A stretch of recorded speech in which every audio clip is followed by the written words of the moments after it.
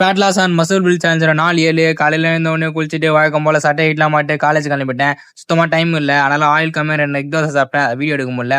போகிற வழியிலே வண்டி நின்றுச்சு. வேறு வழி இல்லாமல் ஃப்ரெண்டு வீட்டில் விட்டு அவன் வண்டியில் தான் போனேன்.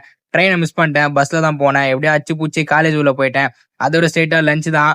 250 gram rice, 250 gram chicken, 3 whole egg, ஒரு குக்கும்பர் சாப்பிட்டேன். டெய்லி ஜிம்மு போகிறோன்னு சொல்லிட்டு ஊராயம் பார்த்துனுக்கிறான். ஆனால் ஸ்டார்டிங்கில் ஒரு 2 நாள் வந்தான், அதுக்கப்புறம் பையன் ஆளே காணோம்.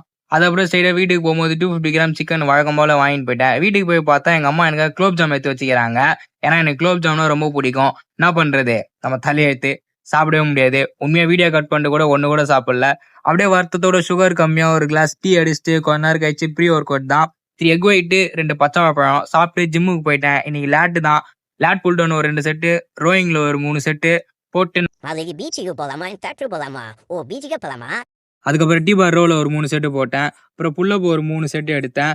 அது முடிச்சுட்டு ரியர் லெட்டு ஒரு 3 செட்டு போட்டேன். அது முடிச்சுட்டு அதோட பை தான். பைசப்பில் இன்க்ளைனில் ஒரு 3 செட்டு போட்டேன். இசெட் பாரில் ஒரு 3 செட்டு.